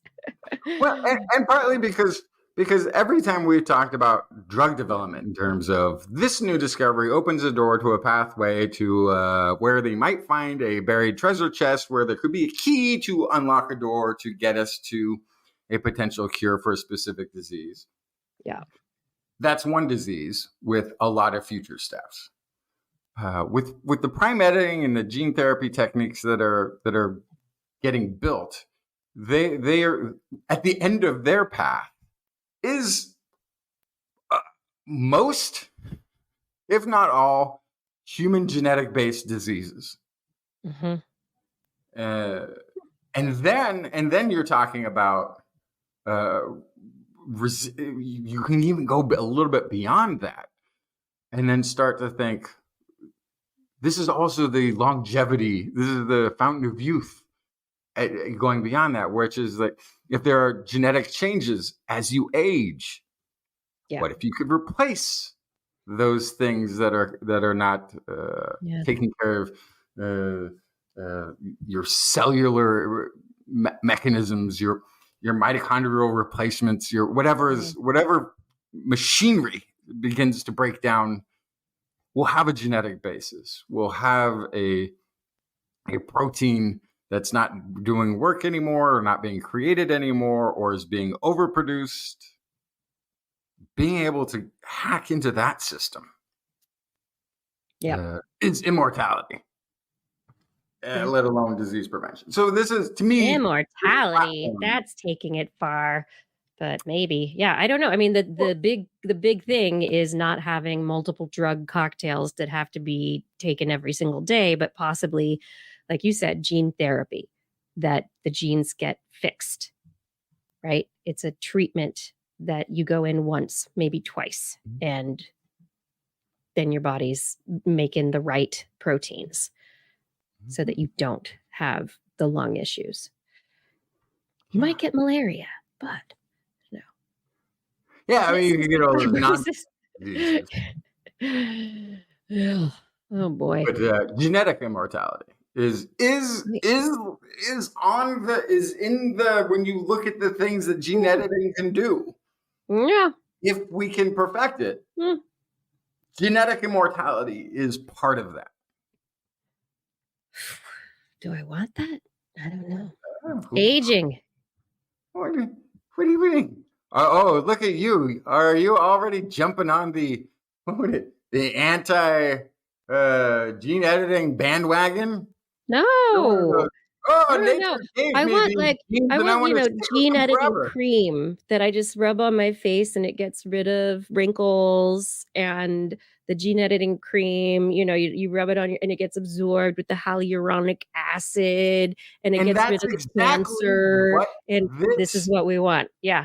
We want something easy. Gene editing That's what we is want. on a pathway to finding a buried treasure with a key to unlock a door to a road. Yeah. Follow the yellow brick road. Follow the yellow brick road. Along that yellow brick road, though, a lot of it isn't necessarily disease that we have. It's disease that's caused by other little organisms, like bacteria, like Pseudomonas aeruginosa. Who? Pseudomonas aeruginosa. What? Bacterium. Oh.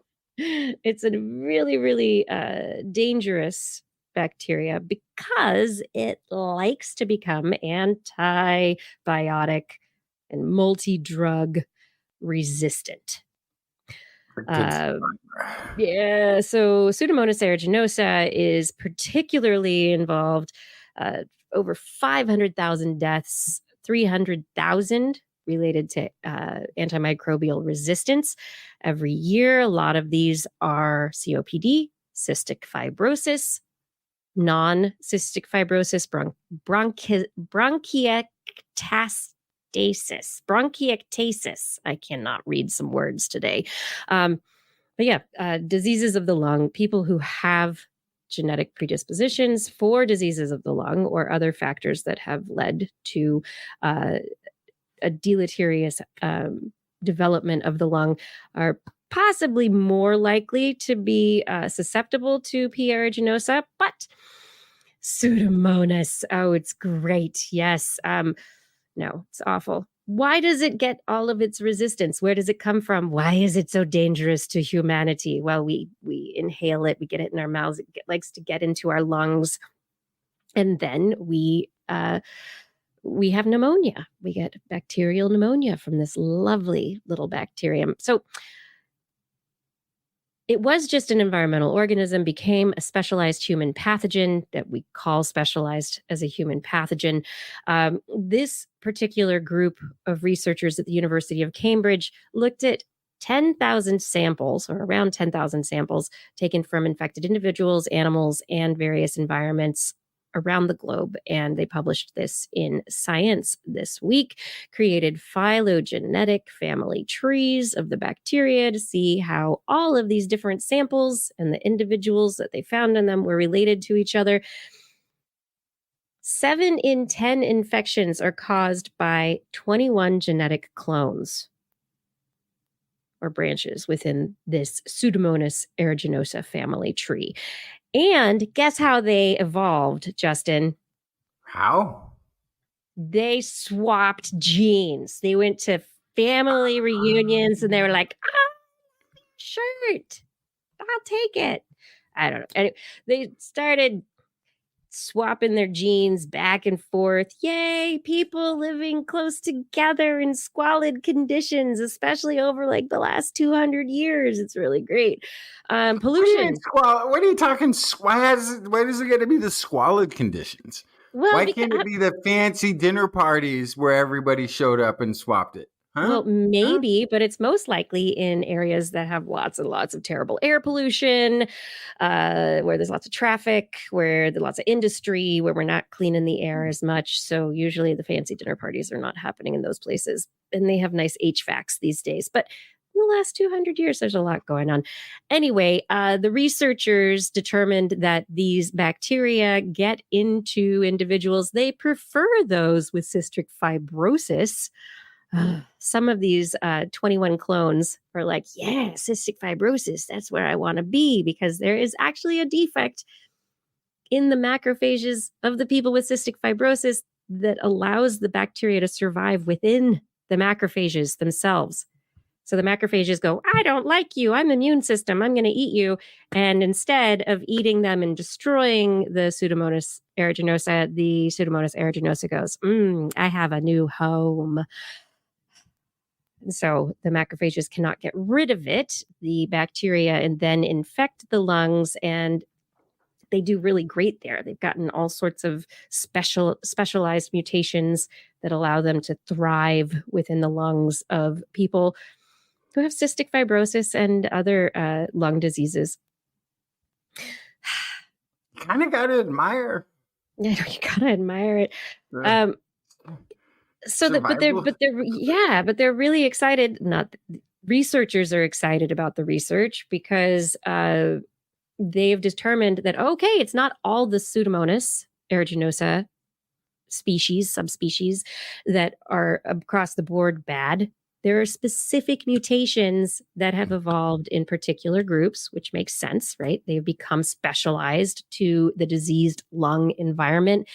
And they have determined that it's this the infection that spreads between cystic fibrosis patients and those that have COPD and others, that the spread between patients that have similar starting diseases is is an issue that hospitals need to consider for infection control, and to hopefully maintain the rate of resistance evolution and to decrease it.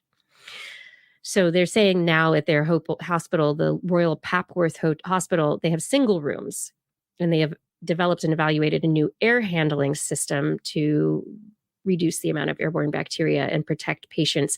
And this is really important so that you don't have the bacteria just spreading between all the patients in a respiratory ward, for instance. Seems like a good plan anytime. Sounds like a great plan anytime, especially with patients who are already coming in at a negative. Yeah. But anyway, this research is good, could give us further directions, because now we know these little groups of bacteria, these little families of the Pseudomonas to focus on, and the mutations that they have versus mutations that other species have. Do you want to tell us about all sorts of cool archaeological stuff? I've got a couple of stories along that front, actually. Let's do it. Yeah, let's knock these stories out. Choo-choo. So, if you recall, in the 14th century in Europe, there was a plague, also called the Black Death, as it killed a lot of people. And people were sad, so it was... Bring out your dead! That's all this. Yes. Now, ancient DNA from bones and teeth is hinting at the role of the plague in Stone Age population collapse. This is previous to the 14th century of Europe. Contrary to previous beliefs, the plague arrived in Scandinavia several thousand years earlier. Despite several theories suggesting otherwise, this plague might have caused an epidemic, according to new research from the University of Copenhagen. In collaboration with researchers from the University in Gothenburg in Sweden, researchers from the Globe Institute have analyzed DNA from ancient teeth and bones of 108 individuals who all died 5,000-ish years ago. The analysis shows that 18 of these individuals, approximately 17% of them, were infected with the plague when they died. Furthermore, the results suggest the youngest plague strain might have had epidemic potential. This means that the plague at the time may have been contributing factor to the population collapse in the end of the Neolithic, known as the Neolithic decline. This population bust caused large parts of farming populations in Scandinavia and northwestern Europe to disappear within just a few centuries. Oh my. Which has been somewhat of a mystery. Was it a climate event? Totally climate change. No. Was there some sort of social upheaval that took place? And if now it looks like if 17% of the people have the plague that you can find the remains from, that might have been a contributing factor. So plague in Europe might be much, much, much older than previously thought. And so this is plague. This is Yersinia pestis, right? So this is, when we talk about plague, aren't there multiple ideas as to the bubonic plague, like different, like what is a plague? Was it a bird flu? Yeah. What was it? Yeah. So that's the amazing thing, is that they can actually kind of see what it was now, I guess. Yeah. Also, we don't have to guess what was the ancient plague. We can do. They used deep shotgun sequencing, which allowed researchers to extract highly detailed information from archaeological material. And even though that information contained within the DNA is heavily damaged or degraded, finding this from the tooth and bone material allowed them to narrow down the cause of, the disease present at death. I think it's so cool. They've got this image that's like it is a pedigree. It's like it's family trees based on their the data that they've got in the paper. So they've got the mitochondrial haplogroup, so how the mothers were related. They've got the plague strain and what was detected. They've got the osteological age, so that's based on the dentin or the bone, the radiocarbon dating of the bone, the radiocarbon date and how it was modeled, and then they were able to create an identity for an individual. So they're able to actually, from those individuals, then infer other individuals that would have been in the tree and put, to create a larger population. It's just really interesting. They've got these unrelated individuals, related individuals, and then these different plague strains. It's really cool work. It's like looking at your cat family tree, except it's, or like whatever you did in 6th grade for your family tree, except it's plague. The plague family tree. Wouldn't that be fun? Instead of just doing a regular family tree when you're like in 6th grade, your teacher's like, "Oh, that's fun. Your grandparents or whatever. No, we're not going to we're going to do your plague family tree." Yeah. Maybe that wouldn't be fun. Teacher would probably get in trouble. Oh boy. Want to talk about more? Do you want to go back and forth? Do you want to finish up your archaeology? And then the last one. Peru's, I guess, most famous archaeological site is the Citadel of Machu Picchu. It's a pretty good one. Built by the Incan Empire way, way back about 600 years ago in the 15th century. Now, they have discovered a temple that predates it by roughly 3,500 years. And what's sort of interesting... 600 and then 3,500 years. So we're talking, this is, 34 times? Yeah, this is long before the 5 Incans. times? This is long before the predecessors, the Incans. This is before the predecessors to the predecessor of the Incans. Mm-hmm. It's before the Mochi and the Nazca cultures. This is how many generations? 5 times 600 years, like 3,500 years. That's so many generations. Wow. Yeah. I guess, that's just, it's a cool find. It's a new temple, I guess they're calling it, that was found.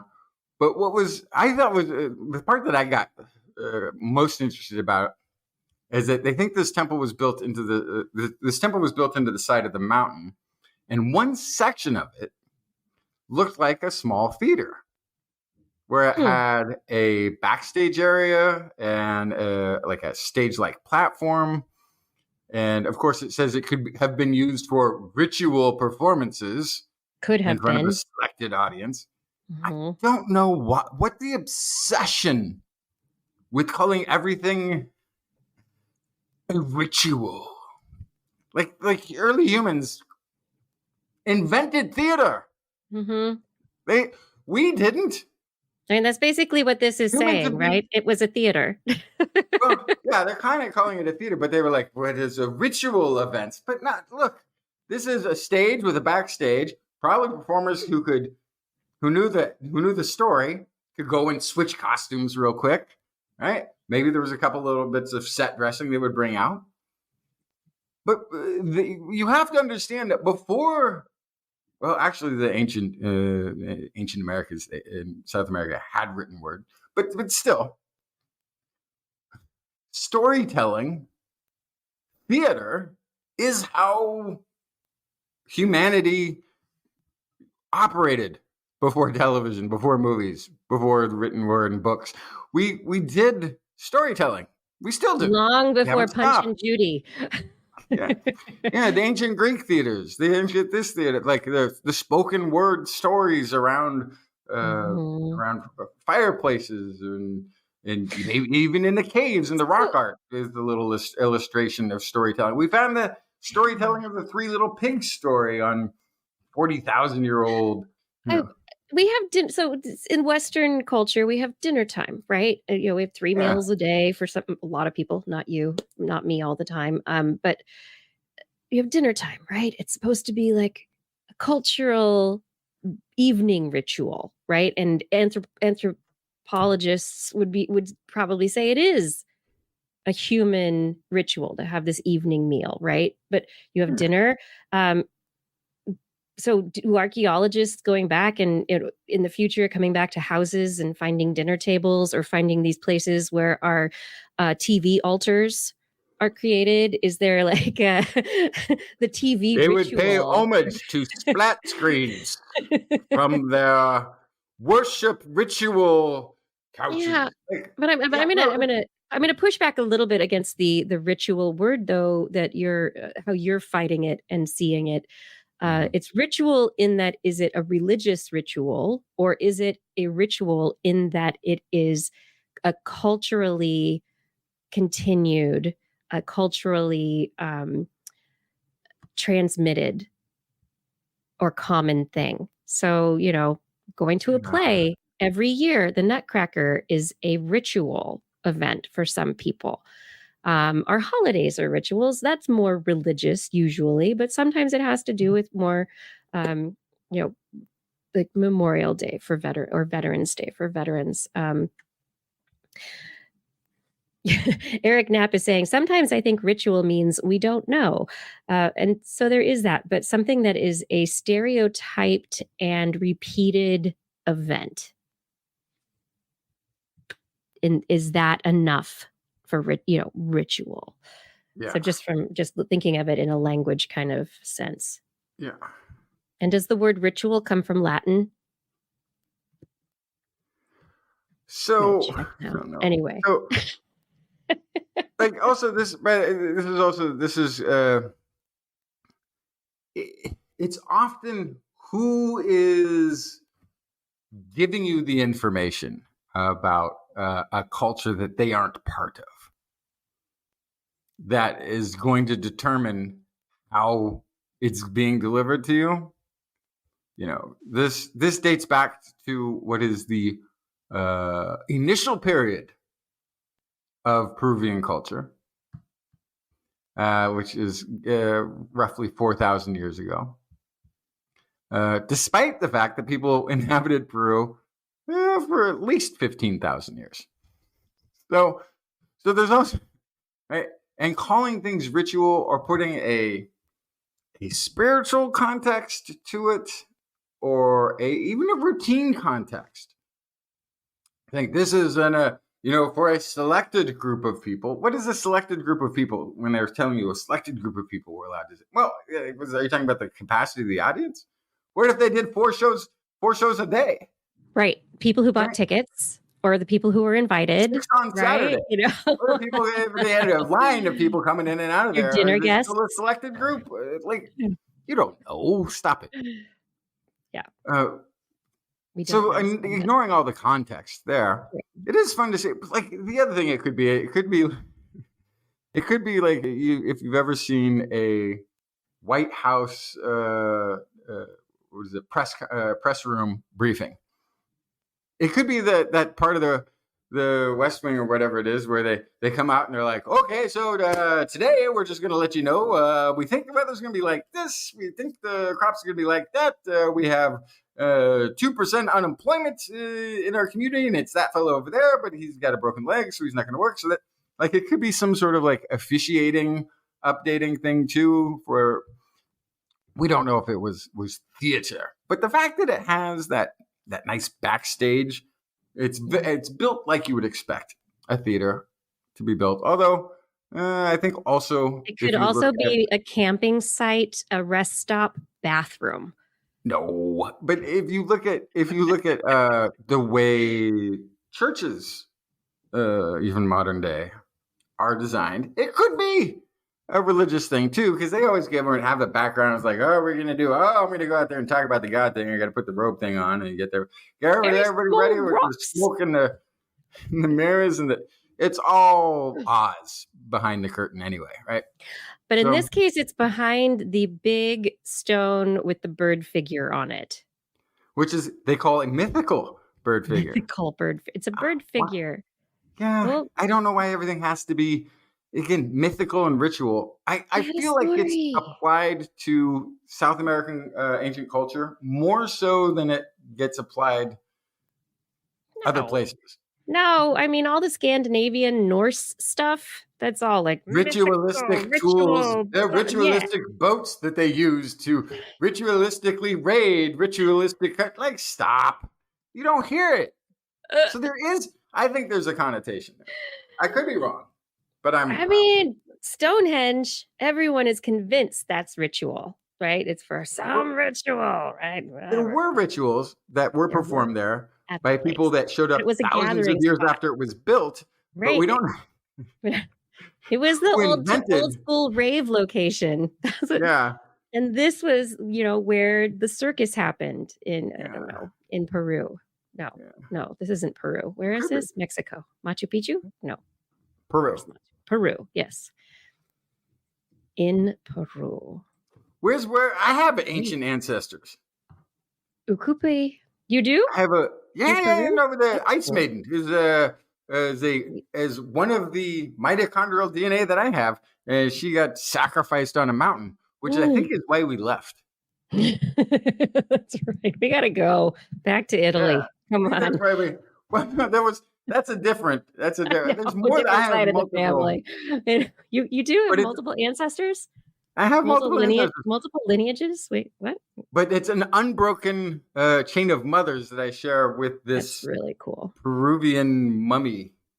Oh, I need an I needed like a Scandinavian mummy. I want that. Huh? Anyway, I want to find my Neanderthal ancestors. Do you have a mitochondrial haplotype? I do somewhere. Yeah. I gotta go look at it. Go look at it, figure out where it's from.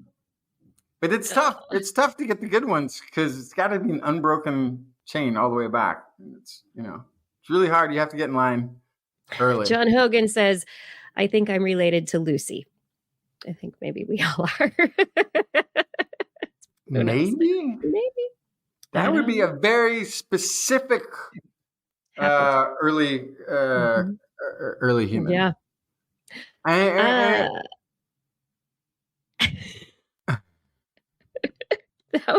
think you have a high. The further back you go, I think the higher your probability. Yeah, it is. Being related. Fewer individuals, higher probability. Yes. Yeah. The probability increases of us all being related the further back we go.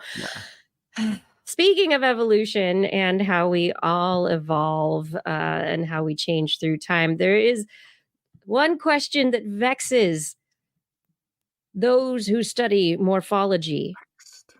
Vexing the morphologists who study brains. Why do some animals have bigger brains than others?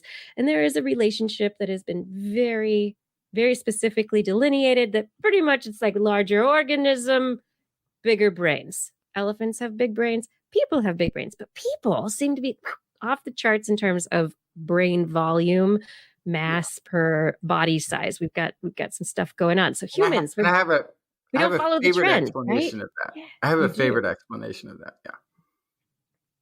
Okay, we'll come up. Oh, you want to do it? You want to give your explanation? I can do it now. I was going to do it later, but I can do it now. It was one that we covered a long, long time ago. But there is a trackable sort of increase in brain size in humans, with the increase of the opening at the base of the skull, which also fits with an increase in human running activities. So the idea behind this is that with our big fleshy feet that weren't really designed for being on the ground, like any other creature that really does a lot of running, for the most part, doesn't have fleshy feet. It's like us and elephants, I think. I don't know who else is out there. Now we have pads. Fleshy feet. So you're saying fleshy feet have to do with brain size. But our big fleshy feet that were designed for being in trees, with all the running created, there's blood that is collected there. And with all the running, there's micro pumping taking place, which is pushing little micro boop, boop, boop. Every time we took a running step, I think this is a hypothesis that could be tested. It's a hypothesis. And it's been looked at, but it's my favorite explanation. And as a bipedal with fleshy feet and running, we were micro pumping blood to the brain every time we were going on these runs. And so by forcing blood to the brain over and over and over again, there's more blood flow there. And also the veins were starting to get bigger and the base of the skull was opening bigger to allow the blood flow to go through. And so anyway, that's my favorite explanation of why the humans started off that trajectory of. Well, I would love to see how that ties in with the study that these researchers from the University of Reading in the UK have just published in Nature, Ecology, and Evolution. This study, they put the original kind of math to the test, which is that brain and body size are related by a power law. Y equals bx to the a power, where y is the brain mass, b is the body mass, x is the intercept, and a is the allometric coefficient. So this is a logarithmic relationship as well that linearizes the relationship between brain and body mass. Ooh, math. Oh, algorithms. That's awesome. Anyway, it's a scaling law that leads to a relationship that pretty much as the metabolic costs of the brain increase, we have a resulting change in the size. So there's a lot of work that has found this relationship to be true. And these researchers were like, hey, why don't we really look a little bit more deeply at this and give it a really meaningful measure of relative brain size? So the take different heterogeneity of species into account. So they're re-asking the fundamental question here, and they say it here in their paper. Is the assumption of log linearity correct? So going back to that algorithm again. And if not, what are the consequences for understanding brain size evolution? So they've tested this over again. And in their testing, they came up with actually new relationships. They found that it's not specific.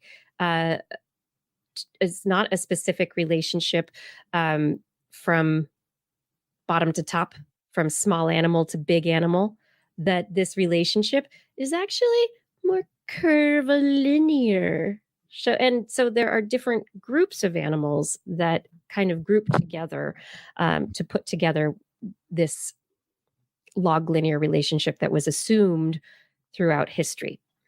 So this relationship across mammals suggests that there are relationships which could map into what you're suggesting. So primates are off the scale, as are cetaceans.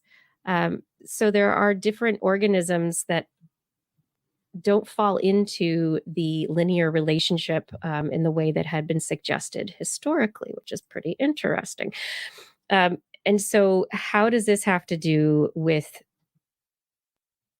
the evolution or the co-evolutionary dynamics of brain and body size? And so the relative rates of brain mass to evolution, we have diprotodontia, which actually, based on how big elephants are, they should have a bigger brain to how big they are. So they don't fall into it in the relationship in the same exact way. But primates and the cetaceans, we're kind of off. We're in a different category. Oh, I thought they were, because look how high they look up on the. Yeah. They're being pointed out on that chart anyway. So maybe I can't read this. Yeah. So so there's this curved relationship. Humans have larger brains to body size. There are bats that have different species of bats have brain change sizes related to the evolutionary pressure that the different species in different ecosystems have been under. And they also found that these bigger brain sizes are more related to intelligence, sociality, and behavioral complexity. So elephants, yes, they have very large brain sizes, but actually they should have bigger brains based on the size of their bodies. Surprising. Yeah. Well, yeah. So anyway, there's a curvature that's similar, this curvilinear relationship that's similar to birds as well, but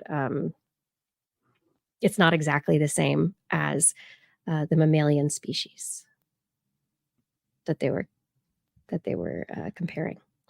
So anyway, there is a mystery that is now apparent. There's also something that keeps brains from getting too big. There's a brain size ceiling, and that is what has been suggested by the data from the elephants. Their brains are big, but they should be bigger based on the relationship. So is it that the brains get too costly to maintain? We don't know. Well, that makes sense. I mean, you've got to have the energy supply for it and the blood flow to it. Yeah. And which is the same. So, I mean, if we can get to a point where we are nourishing brains with more blood flow and plenty of energy, brains should continue to get bigger and bigger and bigger and bigger. But they don't. However, they stop. They hit a plateau and they start to. Yeah. The hypothesis that I've subscribed to is correct. Humanity will now be getting smaller and smaller brains because who's really running that much anymore? Right. So the question, though, I want to ask of your hypothesis, the running the pads of the feet. What about cetaceans? Is it that they are, cetaceans have big brains?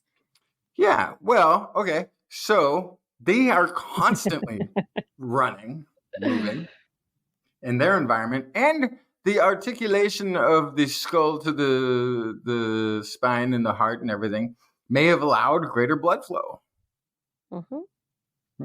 Yeah, I don't know. Is this a just so explanation? That's what I. It might be. It totally is. But I would actually like to see that relationship between brain size and opening at back of skull where blood flow can make it through. Like that would be how much blood can get to the brain. Yep. Yeah. Yep. Like I think that's an interesting question. Yeah. How well can you feed it regardless of just based on your design? Because design is inherently going to constrain the function. Yeah. Form determines function, and vice versa, which is fascinating. Anyway, brain size. Bigger animals do have bigger brains. That is still the case, but it is not the same log linear relationship that had been hypothesized historically. And in fact, who knew? There's more nuance than we had determined previously. Dun, dun, dun. And what I think is interesting is the diversity of bats.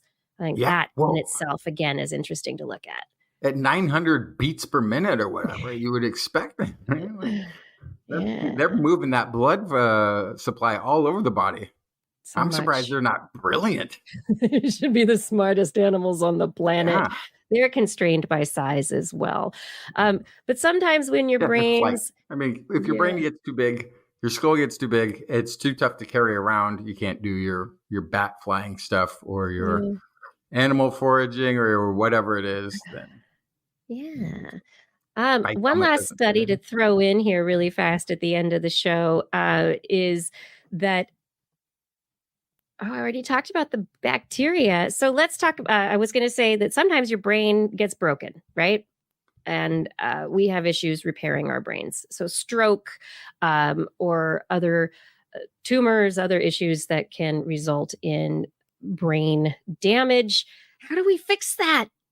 We can't get the prime editors into the brain yet. What can we do?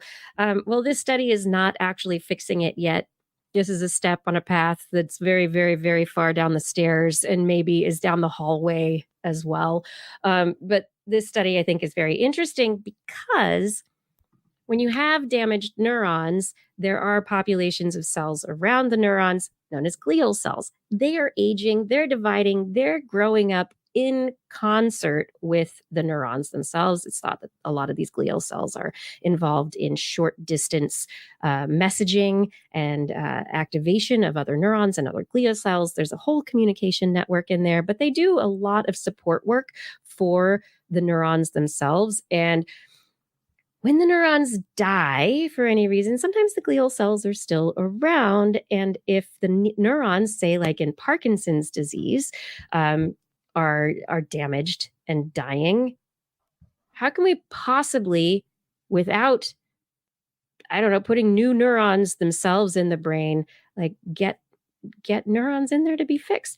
Well, these researchers studying mouse neurons in a dish, still not human neurons, we're looking at dishes full of glial cells and neurons, and they found that they could because these neurons, then the glial cells, they're all in the same environment. The glial cells just got slightly different instructions on who they were supposed to be.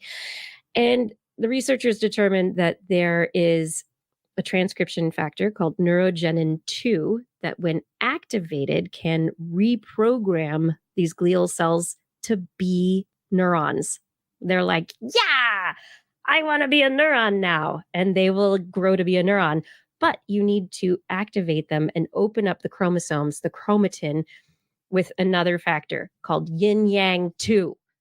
So you got to have, yin-yang 1. You have to have yin-yang 1. I was going to say, yin-yang 2 is a whole, wow, that's really. Exactly. I know. So you got to have yin-yang 1, open up the chromatin, and then once you have yin-yang 1 opening the chromatin, that the glial cells can be activated by neurogenin 2 to become neurons. So in cell culture, they were able to invoke this chain. These are researchers at Helmholtz Munich, the Synergy Cluster of Excellence, and the Helmholtz Pioneer Campus, and LMU in Germany. And so this is really similar to the prime work you're talking about. This is work that involves small chemical modifications on the epigenome. So how do you go in, tell the cell, basically, you know what to do. Just open on up. I'm going to tickle you right here. The chromatin opens up and then is able to be accessed at a specific time if the right instructions are there to actually lead a change in conformation from a support cell, from a short distance transmitting cell to a neuron, to replace neurons that are already in the brain. And by focusing on these small molecule modifications, maybe we don't have to worry about getting big molecules into the brain, and then we can send things very specifically certain spots in the brain for therapies. Maybe, just maybe, we're going to send you a little yin yang while you sleep. Fix your brain right up. That's right. Yin yang. I need my brain be fixed. Make it go. All the way up. Yes. That's all I have for the show tonight. Have we done it?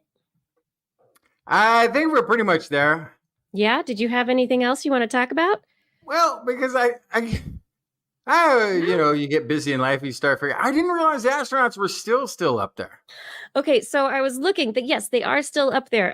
As of today, they had their first press conference from the space station, which I think is a big step, which means that the corporations are ready to allow people to say things publicly, or maybe they've gone through enough media training by now to say the right messages. But the astronauts are very confident that they will be able to come home soon. The astronauts yes, the astronauts are now, this is the AP News, who have reported that the astronauts who should have been back on Earth some time ago, they just had a press conference, and this is the first news conference from orbit. They said they'd expect to return once the thruster testing is complete here on Earth. They're enjoying this being on the station, and they are confident that it'll bring the spacecraft, Starliner, will bring them home, no problem. Yeah, but what are they else going to say? Or think, or how do you commit? This is Justin and Kiki. Justin and Kiki, you are now trapped on a space station with a defective capsule that is your only means of getting back to Earth. What do you think the chances are of you getting back to Earth? Kiki, what would you say? Very confident. Well, Mr. Justin, I am going to say that I really have to be confident so that stockholders do not lose confidence in the company they have invested in, and they really should not be not confident in the this craft. And everyone is confident that the ability of all of these technologies and the work everyone has done to get us to this point will get us home again confidently. And Kiki, I think it said everything that I would say, except that I would just point out that I don't want to set the expectations too high. I think if we lower the expectations a little, I mean, I'm confident that we're going to try. Confidence of success level. Confident we're going to try. Thus far, I haven't seen anything to suggest that there won't be an additional problem on the way home. So my confidence level in terms of success, very low. But then I'm also then setting the expectation for success very low. So I think we'll make it at least halfway back to the Earth before we see any. I think the re-entry part is the part that I'm the least confident about. Like they have no choice. At that point, you have to be fearless. The astronauts, they don't. Yeah, there is no choice for them. I mean, anything they said would not. It's not great for anyone. Yeah. And there are going to be other solutions. It's not the only way to get them home, but it is the only. Starliner has to get them home for Starliner to continue to be an option for future missions. So that is a very important thing. And it's the thrusters. It's the little adjustments. Thrusters. And that's I think the problem is it's so key to the angle of reentry.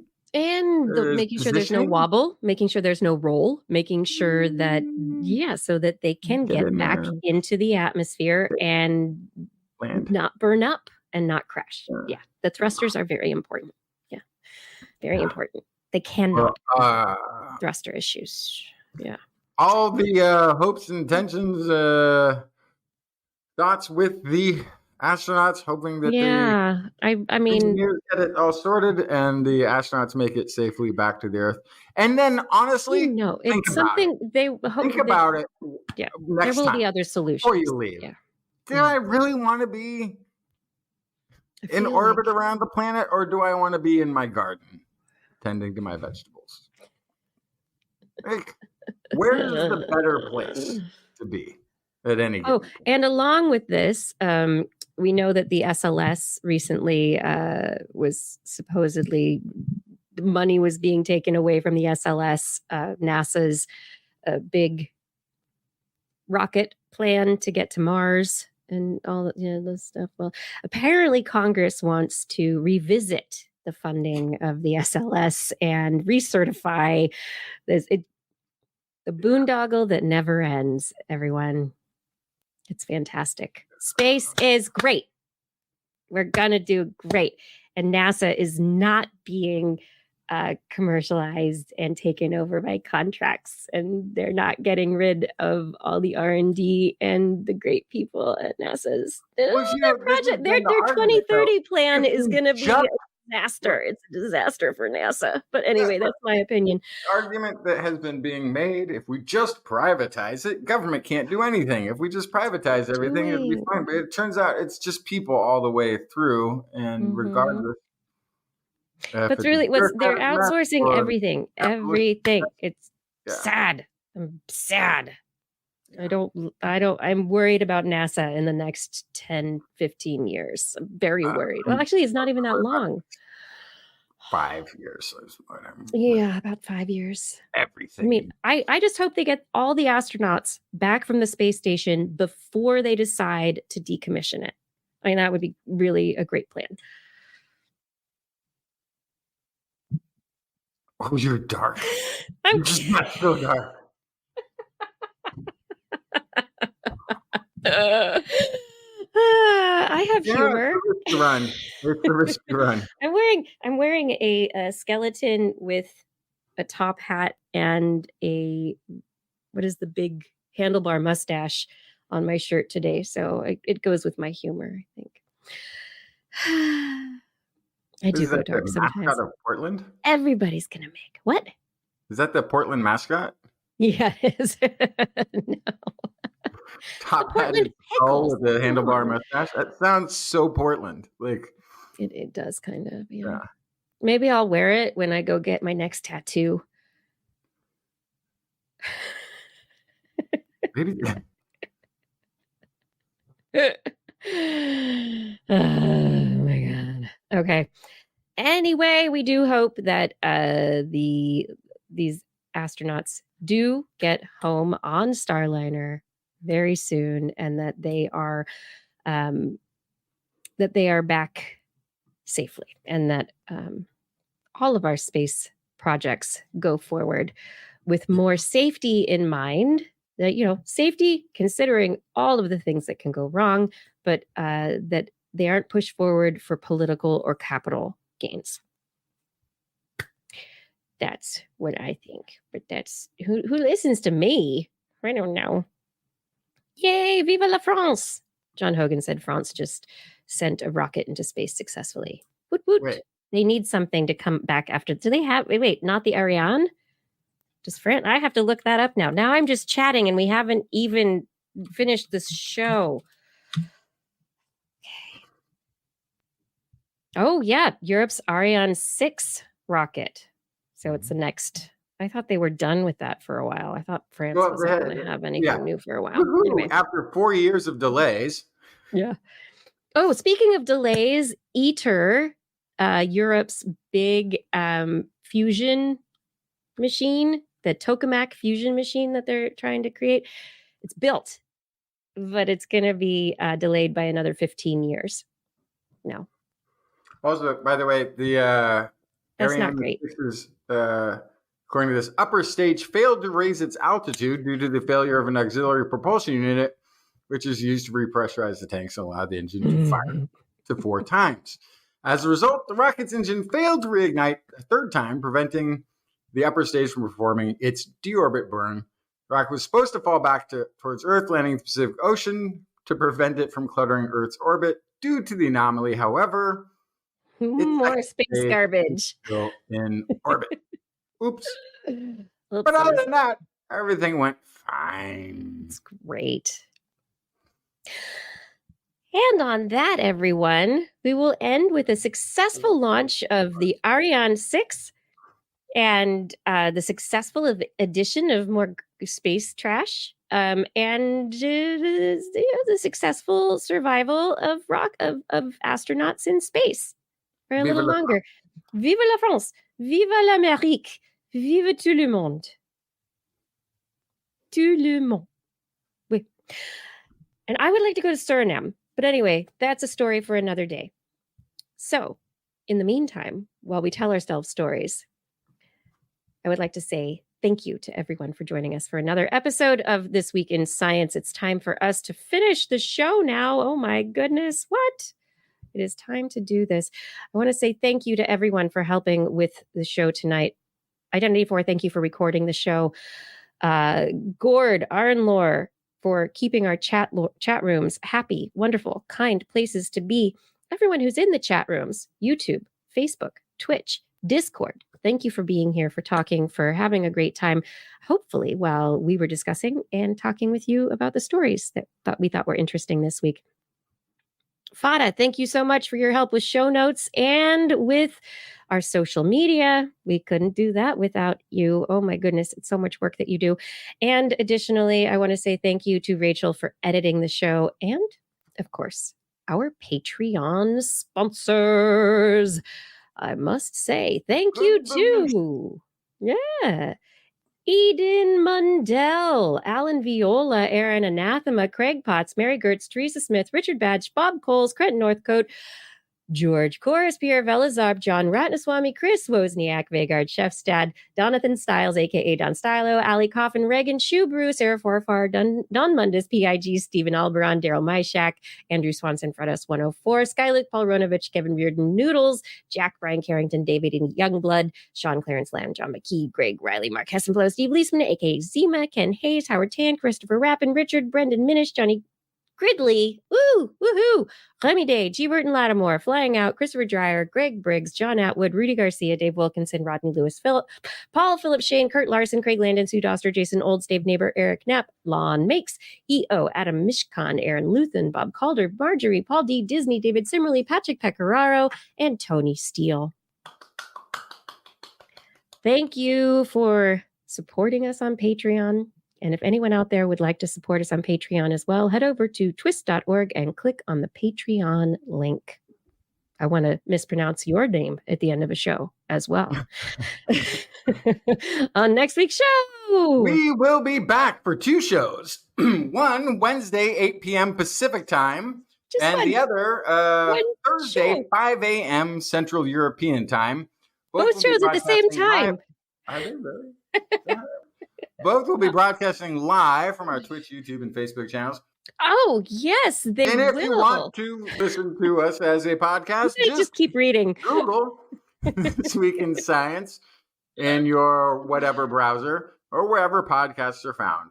If you enjoy the show, force your friends to subscribe to, whether they want to or not. For more information on anything you've heard here today, show notes, links to stories will be available on our website, www.twist.org. And you can also sign up for Kiki's newsletter.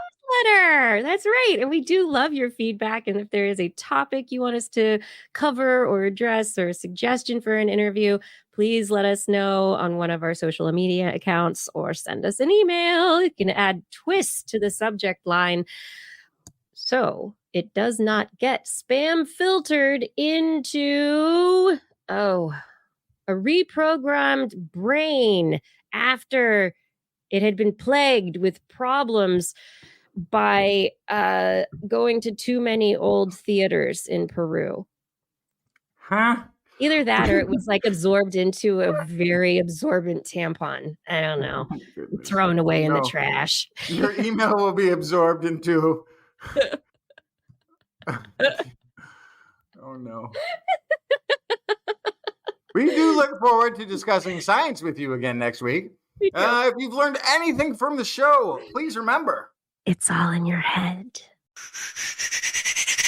This week in science. This week in science. This week in science.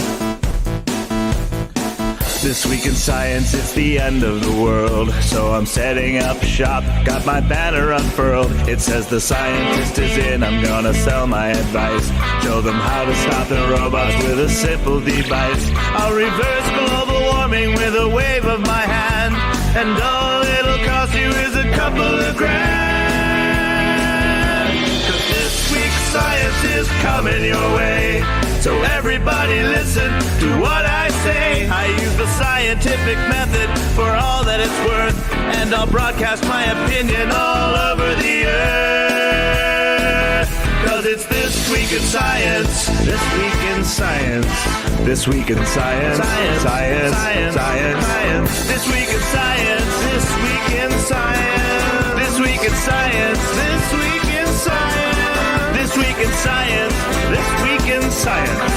This Week in Science. This Week in Science.